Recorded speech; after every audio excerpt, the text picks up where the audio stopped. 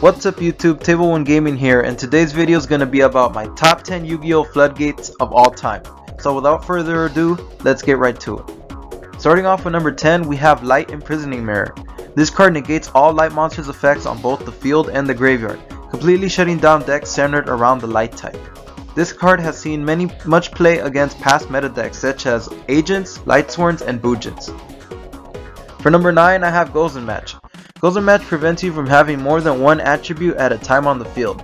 This card can cripple many decks that rely on using monsters with multiple attributes on the field.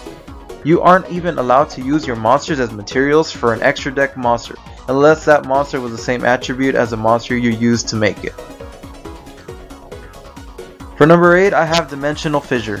This card started gaining popularity when decks started focusing more on the graveyard than the field itself.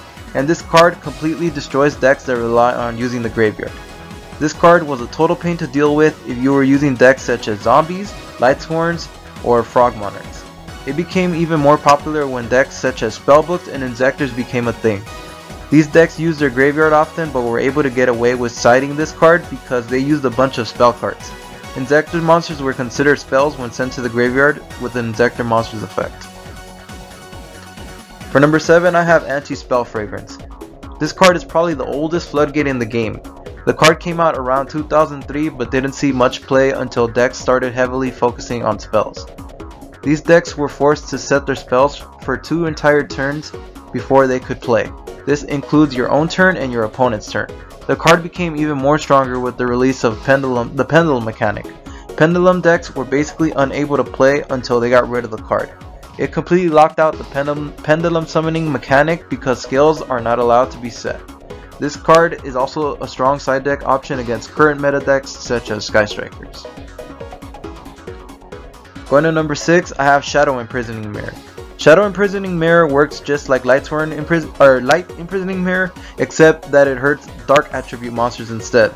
Throughout the history of competitive Yu-Gi-Oh!, Dark has been an extremely popular attribute. We've had decks like Chaos, Teledad, Black Wings, Infernity, Shaddoll, and Burning Abyss each dominate their respective formats. Shadow Imprisoning Mirror would help slow these decks down into Game 2 and 3.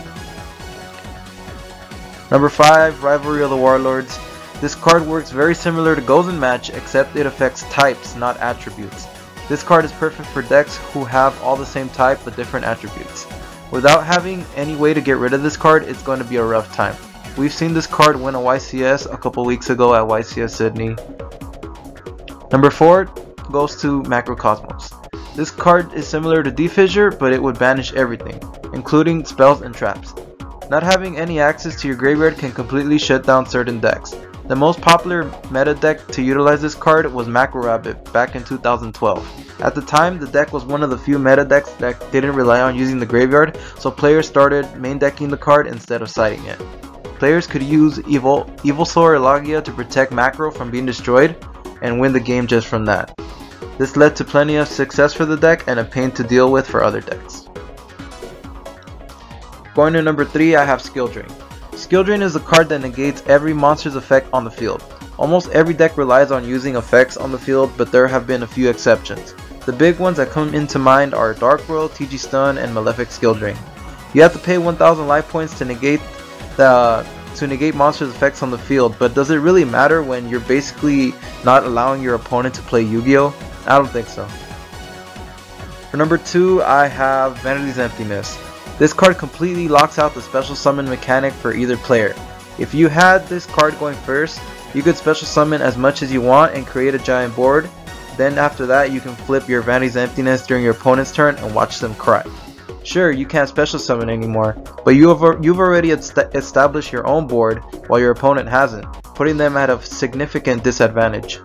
Not to mention that you could turn off the card during your own turn and be able to special summon even more again. This card definitely deserves to stay banned. And finally, my number 1 spot goes to Imperial Order.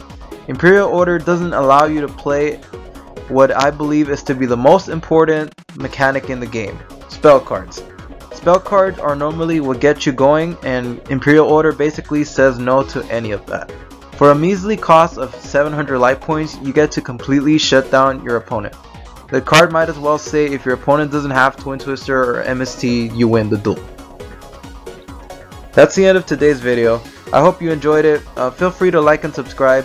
If there's any cards I missed or you feel that should have been added into this list, please let me know in the comment section down below. Thanks for watching. This is Table 1 Gaming signing out.